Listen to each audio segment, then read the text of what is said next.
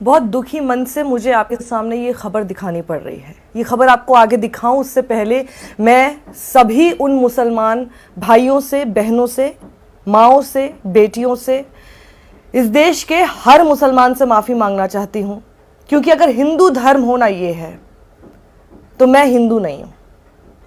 लेकिन हिंदू धर्म जो कि मेरा व्यक्तिगत मामला है, धर्म मेरा व्यक्तिगत मामला है, और उसी माहौल में पढ़े लिखे होने के बाद, आगे इतना बड़ा होने के बाद मैं ये बात जानती हूं और समझती हूं, हिंदू धर्म ये नहीं है, कोई भी धर्म ये नहीं है, ये सिर्फ कोई अधर्मी ही कर सकता है। इसलिए मेरी तरफ से प्लीज आप पहले माफी स्वीकार कीजिए, क्योंकि मैं जानती हूं मैं अकेली नहीं हूं। मेरी तरह इस देश के करोड़ों हिंदू ऐसे हैं जो आज आपसे माफी मांगना चाहते होंगे। ये सबसे मुट्ठी भर लोग हैं जो अधर्मी हैं, इसलिए इनके बारे में बताना और इन्हें चिन्हित करना बेहद जरूरी है। अब मैं आगे बढ़ती हूं और आपको बताती हूं कानपुर की वो घटना। कानपुर में इस एक पिता के साथ बजरंग दल के कुछ लोगों ने, गुंडों ने, लफंगों ने, बल्कि आतंकियों ने बर्बरता करनी शुरू कर दी और उस शख्स की बच्ची लिपट लिपट कर अपने पिता से रोती रही, गुहार लगाती रही उस भीड़ से, जो भीड़ तंत्र आज धर्म के नाम पर किसी को भी पकड़ लेता है और उसको लगता है कि उसका अधिकार है, उससे गुहार लगाती रही कि मेरे पिता को छोड़ दो। उस बच्ची के आंसू आज इस देश में चापलूसी, चाटुकारिता करने वाले लोगों के दिलों में भी गूंज नहीं पा रही है। मुझे इस बात पर हैरानी है।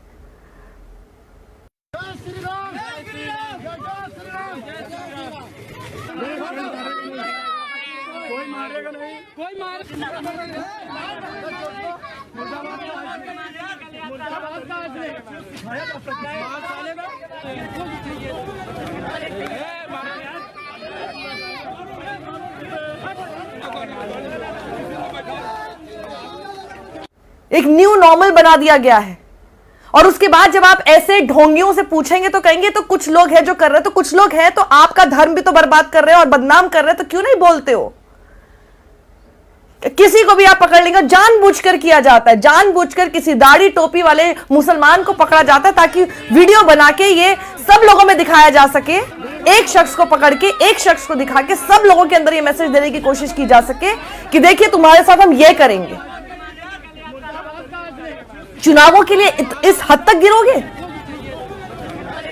क्योंकि ये लोग जानते हैं इनके मतलब की सरकार नहीं आई ना, बिल में घुसेंगे, बिल में। ये लोग ये जानते हैं। सरकारों से क्यों तुमको फर्क पड़ता है? क्योंकि जो उन्मादी भीड़ है इसको ये पता है कि इसको संरक्षण कहां से मिल रहा है। अब जरा ये तस्वीर एक बार फिर देखिए, बार बार देखिए, जब तक ये आपको अंदर तक हिला ना देना तब तक देखिएगा इसको, क्योंकि जब तक ये आपको अंदर तक हिला नहीं देगी ना, उतना समय आपको इंसान बनने में लग रहा है। क्योंकि कुछ सेकंड की ये फुटेज देखने पर ही कोई भी आदमी पिघल सकता है, और नहीं पिघल रहे अगर तो शर्म कर लो अपने अंदर, अपने घर के सारे आईने तोड़ दो, खुद ही टूट जाएंगे बल्कि वो, क्योंकि ऐसा शैतान कैसे कोई आईना देखेगा। और ये देखिए पुलिस अफसर अहमद इस शख्स का नाम है, जो कि ई रिक्शा चलाता है। इस शख्स को पुलिस वालों के सामने तक बजरंग दल के ये गुंडे मारना पीटना नहीं छोड़ते। हालांकि पुलिस के आने की वजह से ये शख्स बच पाया, और उसके लिए बहुत अच्छा है कि पुलिस समय पर वहां पर पहुंची, लेकिन उनके सामने मार रहे हैं। आज थाना बर्रा क्षेत्र में रामगोपाल चौराहे के पास कच्ची बस्ती जो है, वहां की एक घटना का वीडियो प्रकाश में आया, जिसमें एक व्यक्ति के साथ लोग मारपीट कर रहे हैं। जो पीड़ित है उसकी तहरीर के आधार पर कुछ नामजद व कुछ अज्ञात व्यक्तियों के खिलाफ मुकदमा कायम कर लिया गया है। इसमें अग्रिम कानूनी कार्रवाई अमल में लाई जा रही है। बाद में खबर आप देखते हैं कि क्या छपती है कि कुछ तो अनआइडेंटिफाइड लोग हैं। बजरंग दल का वो जिला संयोजक दिलीप सिंह बजरंगी, जो खुलेआम बोल रहा है कि अगर ऐसा नहीं किया, अगर हमारे लोगों को नहीं छोड़ा और अगर जो भी उसकी मांगे हैं तो हम खुलेआम ये सब कुछ करेंगे। उसको अभी तक आरोपी नहीं बनाया है पुलिस ने। फिर देखिए ऐसा है रवीना जी, ये सारी तस्वीरें दिखाने से फिर कुछ नहीं होगा। बहुत अच्छा लगा देखकर कि आप बाद में उस बच्ची से जाकर मिली, लेकिन इन सब तस्वीरों से कुछ नहीं होने वाला जब तक कि वो जो मुख्य आरोपी सब हैं सबको आप दंडित करें और बिल्कुल सख्त धाराओं में करें। क्योंकि मैं पिछले कुछ सालों से जिस तरह का देश देख रही हूं और खास तौर पर उत्तर प्रदेश देख रही हूं, मुझे यह बात पता है कि अगर अफसर अहमद का नाम अफसर अहमद ना होके अखिल होता और जिन्होंने यह हरकत की वो बजरंग दल के और कोई हिंदूवादी संगठन की या हिंदू नहीं होते और उनका नाम अफसर अहमद होता, अभी तक आप यूएपीए लगा चुके होते। बुरा लग सकता है आपको मेरी ये बात का, लेकिन ये मेरी कई सारे साक्ष्यों के साथ मैं बोल रही हूं। मैं चाहती हूं कि आप मुझे गलत साबित करें यूपी पुलिस में, सच में चाहती हूं, क्योंकि कुछ भी हो जाना, कितना भी बोल ले, कहीं ना कहीं एक आस रहती है कि शायद यूपी पुलिस के अंदर भी कोई तो एक ऐसा जवान होगा, कोई तो एक ऐसा अफसर होगा, कोई तो एक ऐसी महिला कर्मी होगी जिसके अंदर दिल हो या जिसको अपनी ली हुई शपथ ही याद आ जाए कि नहीं, मैं ये सब करने के लिए थोड़ी ना आईपीएस बनी थी या बना था। क्या आप लोग सब ये सब करने के लिए इतनी पढ़ाई लिखाई करके आप लोग आईपीएस ऑफिसर बनते? देन थैंक गॉड कि कई लोग क्लियर ही नहीं कर पाते। बहुत अच्छा है, क्योंकि जाकर अगर यही काम करना है, जाकर अगर इसी तरह के ब्यूरोक्रेट्स आईएएस ऑफिसर्स बनना है या आईपीएस ऑफिसर्स बनना है, जो कि सिर्फ सरकार कुछ भी बोले, ऐसे लफंगे लोग कुछ भी करें, आपको उनको संरक्षण देना है, तो प्लीज एक बार जरा लुक बैक कीजिए, रीलुक कीजिए अपने करियर पर। आप क्या कर रहे हैं? नींद आती है? नींद आ पाएगी? उस बच्ची की चीखें तो वो वीडियो एक बार सुनने के बाद मेरे कान में गूंज रही है, आपके कान में क्यों नहीं गूंजती?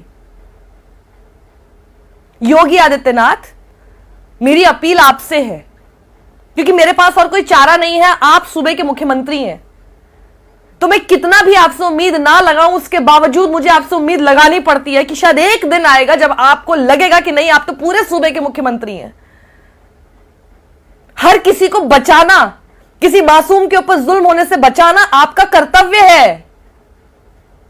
व्यक्तिगत रूप से आप कोई धर्म का पालन कीजिए, व्यक्तिगत रूप से आप किसी का भी सम्मान कीजिए और किसी का भी अपमान करते रहिए, लेकिन जब आप सूबे के मुख्यमंत्री हैं, जो आप बन चुके हैं और आपको बने हुए अब तो पूरा आपका टर्म पूरा होने वाला है, अब तक तो आपको समझ में आ जाना चाहिए था ना योगी आदित्यनाथ जी, कि मुख्यमंत्री बनना होता क्या है।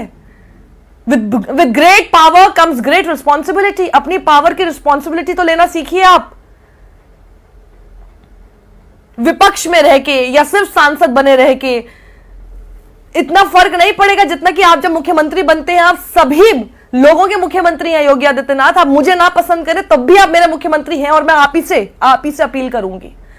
आप सुने या ना सुने, मैं आप ही से अपील करूंगी, क्योंकि मुझे उम्मीद है एक दिन मेरा मुख्यमंत्री ये सोचेगा अपने आप में कि क्या मैं वाकई मुख्यमंत्री बनने का काम कर रहा हूं। आपकी जगह कोई और होता, मैं उसको भी याद दिलाती, कोई और होगा मैं उनको भी याद दिलाऊंगी, और दोबारा आप बन जाएंगे तो भी आपको हमेशा याद दिलाती रहूंगी मैं योगी आदित्यनाथ। ये नहीं है, आपका और मेरा धर्म एक ही है। हमारे धर्म ने ये कब से सिखा दिया योगी जी?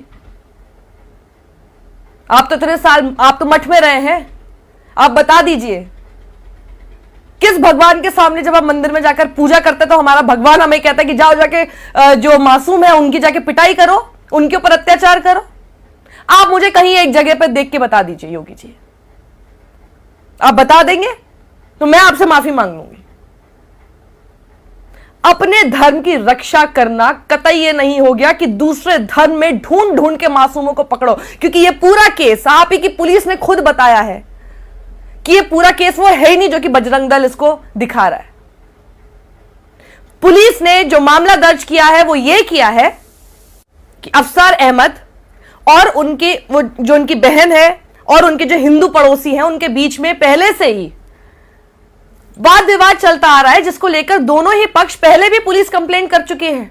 लेकिन आजकल आपके राज में ना योगी जी, इन सब लोगों ने, जो बजरंग दल हो या आप ही की हिंदू युवा वाहिनी हो, जो भी ये सारे हिंदुत्व संगठन घूमते हैं, इन लोगों ने एक क्राइटेरिया बना लिया है कि जब भी कभी कुछ भी हो, किसी के साथ आपसी रंजिश भी हो, लेकिन अगर सामने वाला दूसरे धर्म का निकल गया तो उसके अंदर अपना कन्वर्जन का मुद्दा घुसा दीजिए।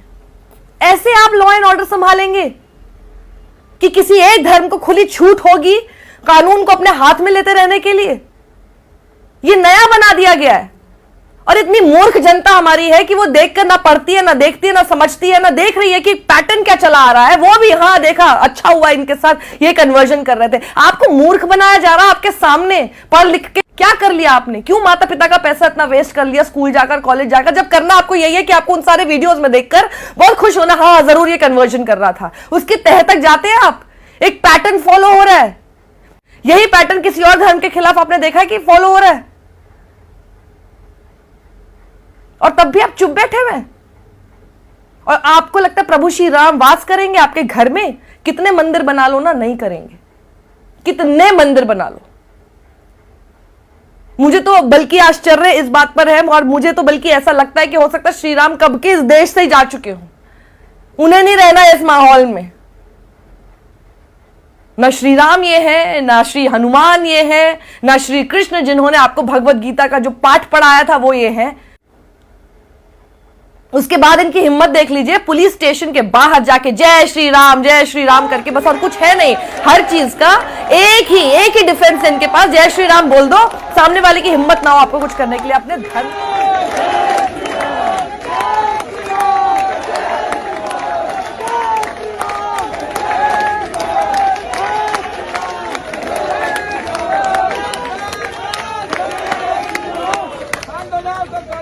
अपने धर्म को अपनी गंदी घटिया हरकतों का हथियार बना के घूम रहे हो।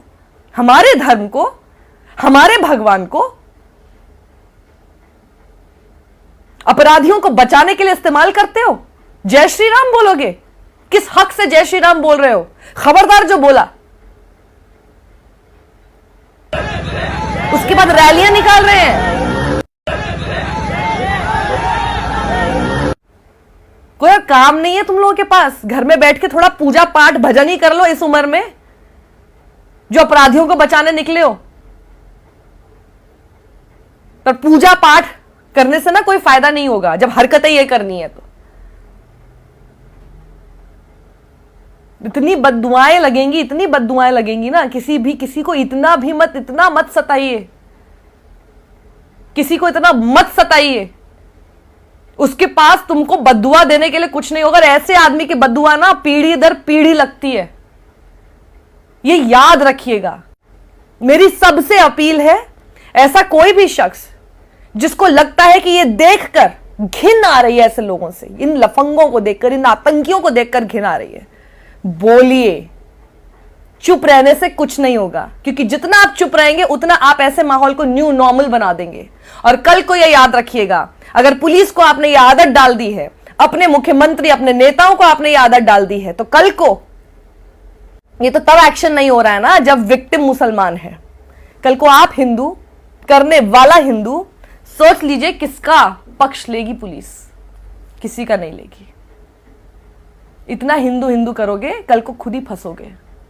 कल को फिर चिल्लाते रहना, गुहार लगाते रहना न्याय की। मिल गया न्याय। आज दूसरे के साथ देखकर निश्चिंत हो कि हमारे साथ नहीं होना। किससे पता कि नहीं होना? किसने आके बताया नहीं होना? भगवान हो, इंसान तो बन जाओ।